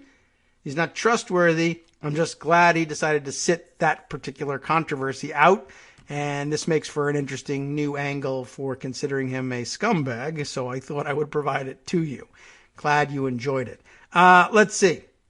I'll save this one for later on. What do I want to get to? All right, I'm going to have to scroll a little further down. There's, I think, a shift in angles here, a shift in stories that I wanted to make. And where is it? Yeah, here we go. So I knew it was something else from Talking Points memo. And I think this is one of Josh Marshall's own commentaries. And, let's see. Is it available in Pocket View? I think so. Oh, no, it's not. That's too bad. And it was originally something that he made available for free, and I thought was a very interesting argument. And it's too bad that it's no longer available, but some of it is, and I can lay it out because I read it ahead of time. I'll read you what I can read from this. But this is under the headline of "QAnon is not a conspiracy theory." Well, that's how we know it. What is he talking about? As the QAnon phenomenon becomes more central to critical political and public safety questions, I realize we need a new vocabulary to describe this and similar phenomena. Q, that is QAnon anyway, is not a conspiracy theory. I guess it would add here in the traditional sense, whatever that might even mean. The faked moon landing, that was a conspiracy theory, right? Perhaps birtherism was a conspiracy theory, though one with similarities to QAnon because of its strong ideological valence. But Q is not a conspiracy theory. It is, I think he's right about this, sort of say it's better described as it's a fascistic, right? Have I got pronounced that? Fascistic political movement which predicts and advocates mass violence against liberals and everyone else that's outside its definition of true Americans in an imminent apocalyptic political reckoning. What we call the conspiracy theories are simply the storylines and claims that justify that outcome. They could easily be replaced by others which serve the same purpose. I think that's right. I also want to reiterate what he's getting at here is that what QAnon really is it's a fascist political movement, or fascistic anyway, political movement which predicts and advocates mass violence in an imminent apocalyptic political reckoning. The storyline here all leads towards the idea that Trump and his forces will finally, at some point, through whatever mechanisms, hold the final reckoning against all of his and your, as a believer, political enemies, however they came to be your political enemies, with a series of mass arrests and executions. This is all part of the belief system of QAnon, no matter how you come to it, whether you're one of the hardcore political believers or you're one of the suburban moms who came to it through wellness groups online, which sort of wandered into saying, well, we're all moms here. That means we care about children. And aren't you worried about the vast and flourishing pedophilia rings run by sicko Democrats? And we've got to put a stop to it. And Trump is the only one who can do it somehow, gradually bring people around to that position. And, but that, obviously, if you come to believe that there are thousands or maybe even millions of children at risk from this well-organized ring of vampire pedophiles, however far you go in believing about their vampirism, but certainly pedophiles are people that you want to defend children against. And how do you want to defend them? With arrests. And in some cases, people will get mad enough and say, we ought to be executing them as well. This should be a capital crime. And that if the truth is, if you come to believe it, that there are vast conspiracies out there involving Hollywood elites and the entire Democratic leadership, or everyone, for all I know, then you might be particularly excited to join up in a movement that promises that on date certain they will all be rounded up and killed and you can participate.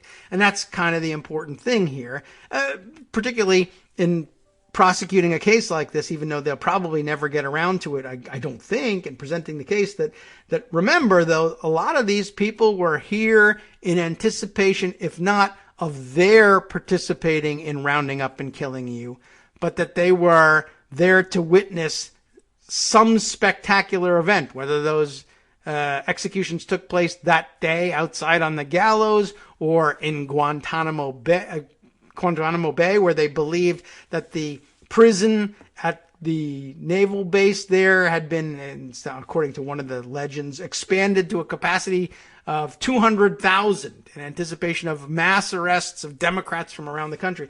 They were there to see the culmination of what they've been, everything they've been working for and moving towards in the course of time, in the time that they've been believers in QAnon or the 3%er movement or what have you. This was meant to end in mass arrests and mass violence. That's why they were a part of it and why they were there. And that needs to be brought out and discussed and exposed. Anyway, continuing with Josh's discussion of, there's just one more paragraph that's visible here. In other words, and this is still a very basic confusion, the Q phenomenon is not a factual misunderstanding that more credible news sources or prevalent fact-check columns would deflate and tame. You can even see this play out in real time in what we might call the Q man on the street interviews, in which a reporter dissects or debunks some claim the Q supporter believes. The response is invariably something like, well, there are a bunch of other bad things I heard they did. That's one particular problem with confronting this particular species of conspiracy theory, certainly, but any number of others as well. But part of what is no longer visible here was a very interesting argument that Josh made about the prevalence of the accusations of pedophilia and why people were doing it, and that different people had different reasons for making the accusation. And it went something, if my recollection is correct, it went something like this. One, that there was certainly a subspecies of QAnon believer who genuinely believed that they were in a pitched battle against a worldwide conspiracy of pedophiles. And, some who would say, yes, pedophiles, but not vampires. Some who would say, yes, both vampires and pedophiles. I mean, when I say vampires, it's a simplification of you've heard their stupid theories that there's this adrenaline, or something like that, or that they're not adrenaline, but adrenochrome. Right. That was it. The name of the substance which they were extracting from the blood and glands of children. And I mean, you remember the whole stupid thing about which they revamped Monsters Inc., right? That scared children produced this adrenochrome, and that they extracted it from them in a bid for God knows what, eternal youth. It depends how far gone your mind is, I suppose. Or maybe you just believe, oh, it's the pedophiles whose minds are gone. And sure, with most pedophiles, you would say, yes, there's something mentally wrong going on here. And it's not that I believe that this gives you eternal life or eternal youth or extra energy or anything in between. It's a wide spectrum, isn't it?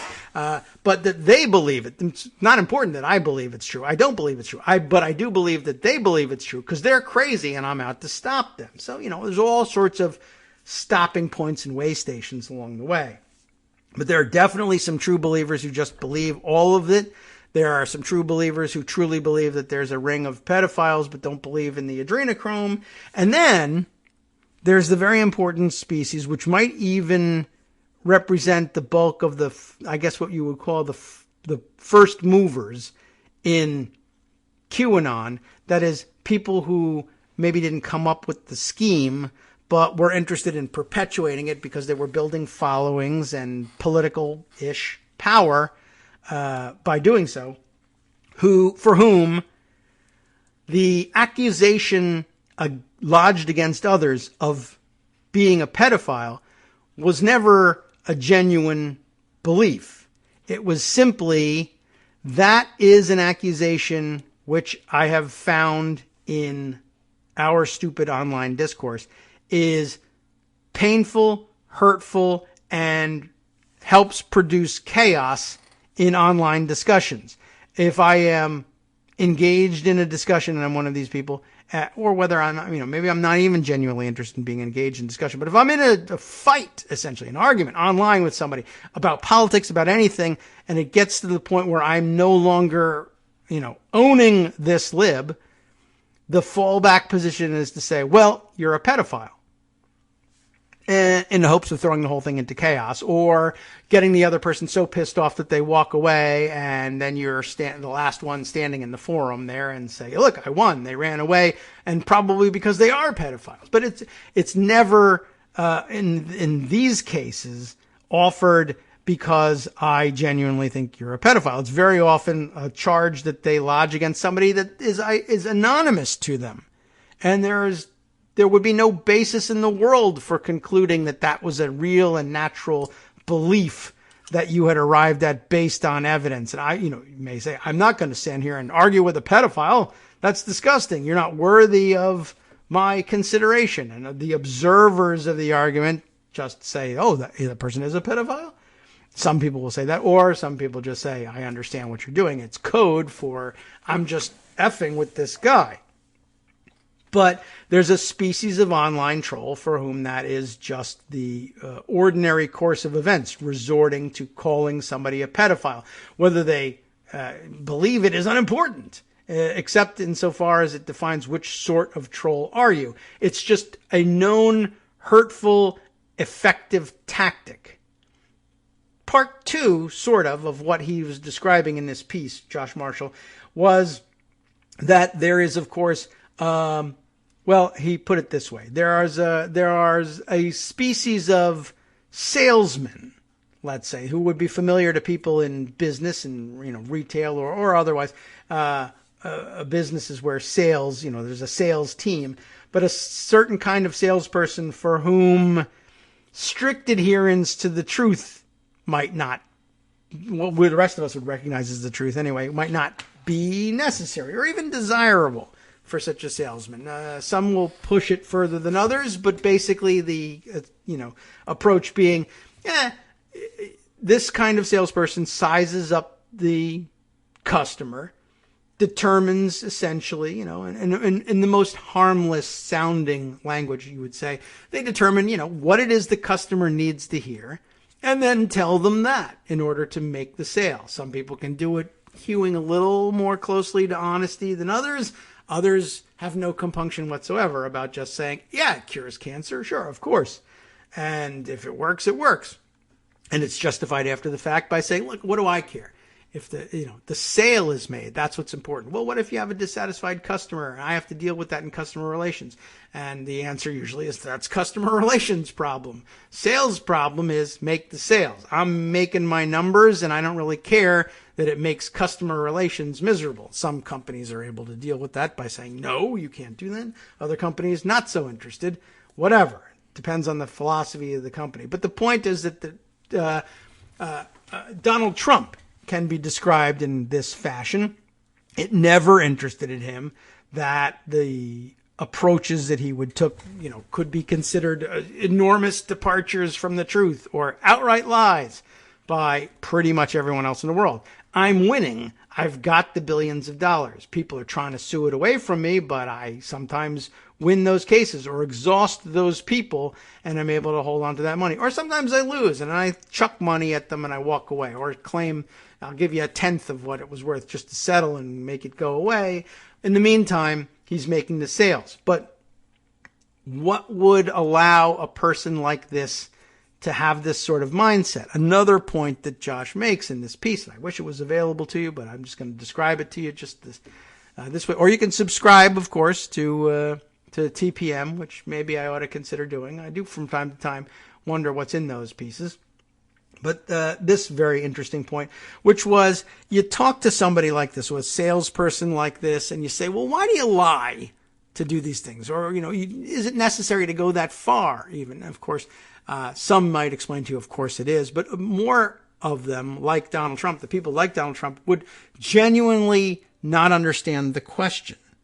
And I thought this was an interesting parallel. They might say to you, if they were articulate and could make a point like this, and Donald Trump is not, but a better one could, this is not an applicable question to me. It's not even like I'm not lying. I'm telling the customer what they need to hear in order to get them to the sale.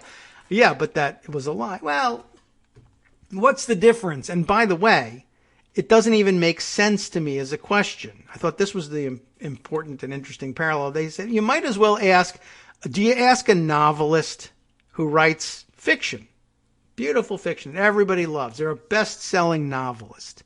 Everyone can hardly wait for their new book to come out. Is that a person you would say, but you're making sales based on lies? None of what you write in your book is true. It's fiction.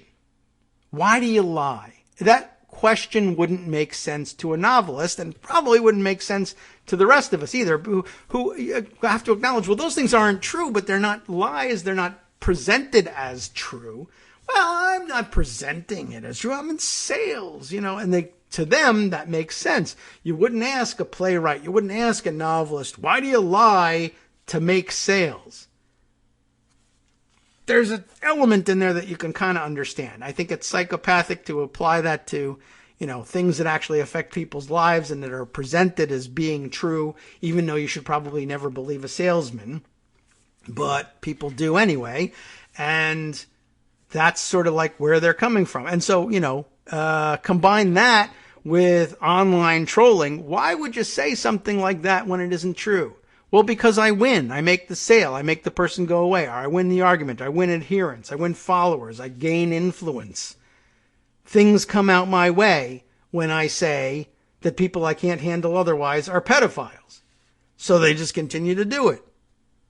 And that's sort of it. I don't know. I just thought that at the very least, the observation of why would you ask a novelist why they lie for a living, why they lie to make sales, is the kind of, grain of truth that gets warped into something bigger, and then people sort of accept as a premise that an unethical, inhuman a-hole like Donald Trump would inadvertently perhaps adopt as a credo and build his life around. And indeed, he's done it. And I guess that explains sort of how you can bring together political power. Because certainly people who so mistrust in the American political system and in the integrity of voting, etc., would have no compunction about saying, and most people would be naturally inclined to believe them when they say it. All politicians are liars. They all lie to make a sale, to get your vote. Well,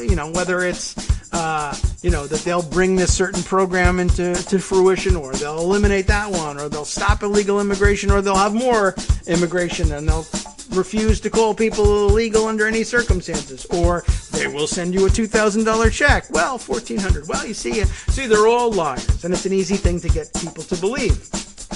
And that they're doing the same thing, nothing different from what we're doing. I don't think that really holds up on further examination, but I guess it explains how you can have the confluence of salespeople, con men, conspiracy theory believers, would-be fascists and authoritarians, just plain crazy people who like to play with guns, people who hate Democrats, people who hate libs, whatever, and make them all work together towards one purpose, which is just basically stuffing your pockets, which is another weird thing to do, and make it work. I don't know. I thought that was a very interesting, overarching thing. I wish I could give it to you to read, but maybe you want to give a couple bucks to Josh to read it. Anyway, time now for Justice Putnam to take over. You know From that. NetworksRadio.com.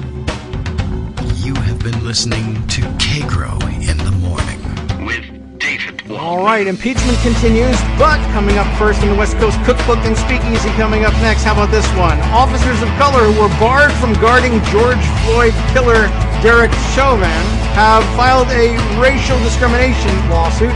Naval officials confirm that explosives missing from the Marine Corps base at 29 Palms is under investigation. Yikes.